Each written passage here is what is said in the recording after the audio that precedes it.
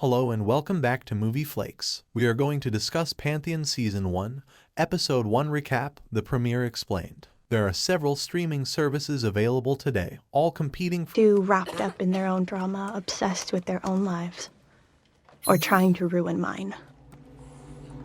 for your valuable time and cash. However, we only have a limited amount of free time to devote to creating new content, and even if we did, we couldn't precisely afford to support this habit. So, if you're having trouble choosing a streaming service, you might want to consider adding another option to the mix. Introducing Ant Plus, the home of Better Call Saul and The Walking Dead. Their most recent creation is a unique animated series called Pantheon with a stellar voice cast. The AMP Plus original series has a strong beginning and promises plenty of mystery and intrigue. Stunningly done animation with an excellent voice cast. This appears to be a gem in the making. The focus of the debut is on three distinct plotlines that will eventually come together, starting with Maddie, a schoolgirl who is being bullied and who is also grieving the loss of her father. She gets a message from an unidentified sender after having a really bad day at school. The hacker mainly uses emojis while communicating and calls themselves a ghost. As she converses with this stranger, atmospheric music plays in the background along with thunder and lightning.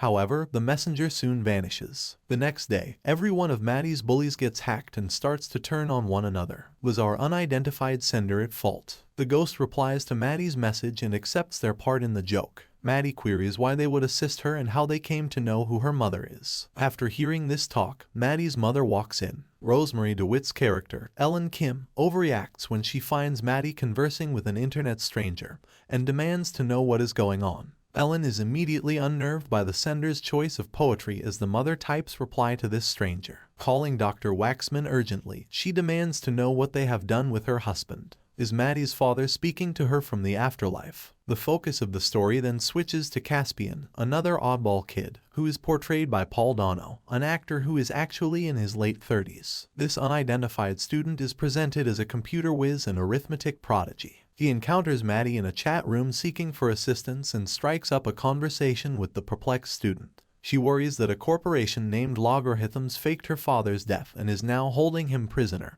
and sends him copies of the communications with the ghost. While someone else is covertly watching Caspian's every step in real time, he analyzes the chat history. The chat room has completely degenerated into conspiracy theory land, which causes Maddie to have a flashback of her father. In the memory, her father David advises her to always look for the truth while debunking conspiracy theories. Then Ellen comes back into the present to complete her previous debate. Ellen claims that because her husband is deceased and this cannot be undone, Maddie should not call the police. In her distressed state, Ellen runs across Gabe, her most recent love interest, who makes an effort to comfort her that everything will be well. The third tale, which focuses on Shanda, is subsequently introduced. The engineer claims that UI is poised to transform society and alter humankind for all time in a conversation with an unnamed CEO. He mentions uploading the brain and mind of a person to the cloud. The CEO entices him to join them with an incredible income and benefits, and Shanda accepts the offer. Shanda is taken hostage and drugged as he exits the meeting.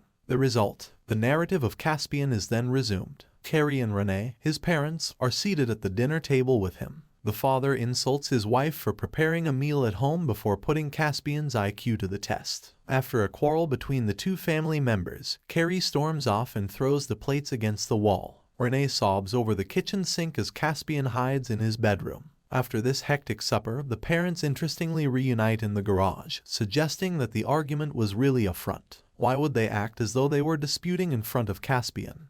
And what are they engaged in? The shady computer firm Logarithms gets hacked in the film's closing scenes, and the hacker demands that they let him go. Is the father of Maddie mentioned here? Time will only tell. But what we have here is a fascinating and enigmatic opening that raises many concerns and suggests a criminal underworld with terrifying science fiction possibilities. This is a good start, and I adore the show's distinctive animation style and moody atmosphere. Thanks for watching. Don't forget to like, comment, and subscribe for more videos.